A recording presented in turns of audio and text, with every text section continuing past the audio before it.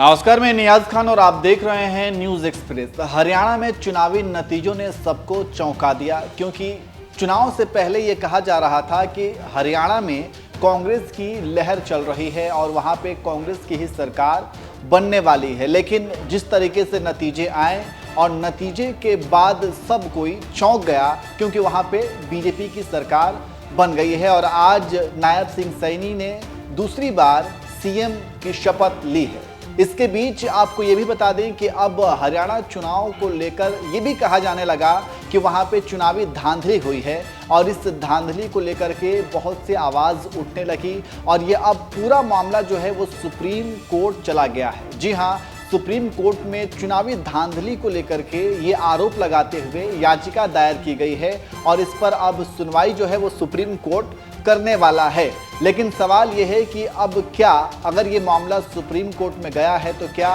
20 सीटों पर फिर से चुनाव होंगे हरियाणा के अंदर, क्योंकि अब तो सब कुछ हो चुका है। आज नायब सिंह सैनी ने सीएम पद की शपथ भी ले ली है, लेकिन ये पूरा मामला जो है अभी सुप्रीम कोर्ट भी पहुंचा है। सुप्रीम कोर्ट में ये आरोप लगाते हुए याचिका दायर की गई है कि हरियाणा चुनाव में लगभग 20 सीटों पर चुनावी धांधली हुई है, ईवीएम के साथ छेड़छाड़ किया गया है और ये अब बहस का एक अहम मुद्दा बना हुआ है और इसी के बारे में हम आपको इस वीडियो में बताएंगे कि आगे अब क्या होगा। लेकिन उससे पहले हम जरा सा हरियाणा चुनाव को लेकर के बात कर लेते हैं। जैसा कि आपको पता है कि हरियाणा में जो चुनाव हुए, चुनाव से पहले ये कहा जा रहा था कि हरियाणा में इस बार बदलाव देखने को मिलेगा, क्योंकि वहाँ पे बीजेपी के खिलाफ जो है वह हवा चल रही है। बीजेपी के खिलाफ वहाँ पे माहौल बना हुआ है और तमाम जो सर्वे थे, तमाम जो राजनीतिक विश्लेषक थे, राजनीतिक विश्लेषण हुए, वो तमाम जो है विश्लेषक और सर्वे ने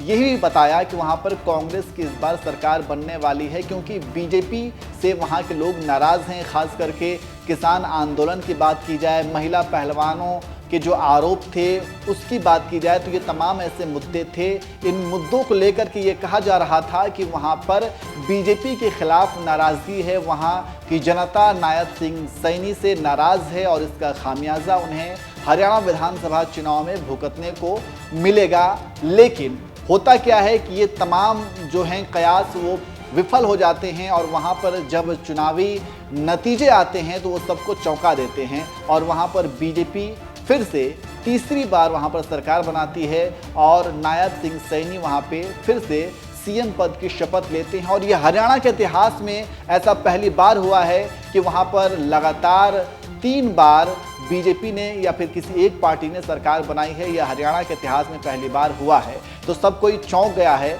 लेकिन अब जो है ये पूरा मामला जो है अब सुप्रीम कोर्ट पहुंच गया है और आरोप ये है कि वहां पे लगभग 20 सीटों के ऊपर चुनावी धांधली हुई है और इसी की याचिका जो है सुप्रीम कोर्ट पहुंची हुई है।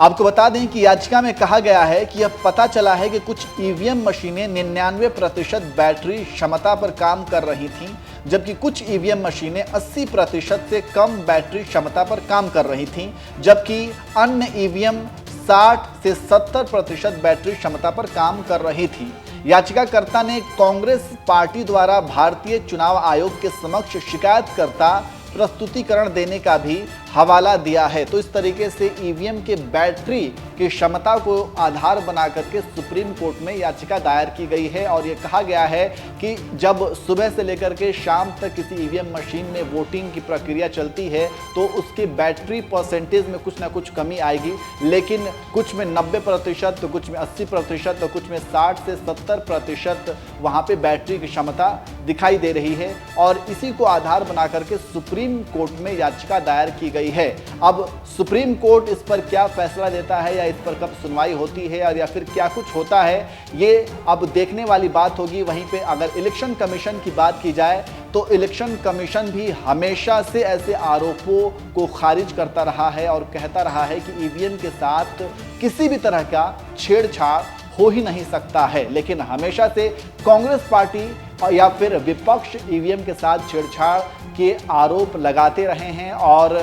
ये भी कहा जाता रहा है कि इलेक्शन कमीशन जो है वो सत्ता की कठपुतली है और ऐसे तमाम तरह के आरोप लगाए जाते रहे हैं। अब देखना होगा कि इस पूरे मामले में क्या होता है, लेकिन फिलहाल तो वहाँ पे नायब सिंह सैनी ने फिर से सीएम पद की शपथ ले ली है और वहीं पे दूसरी तरफ याचिका दायर की गई है सुप्रीम कोर्ट में और 20 सीटों पर फिर से चुनाव कराने की भी मांग हो रही है। इस तरीके की बातें कही जा रही हैं। अब सुप्रीम कोर्ट क्या कुछ फैसला देता है या फिर इस पर कब सुनवाई होती है और इसका नतीजा क्या निकलता है, ये देखने वाली बात होगी।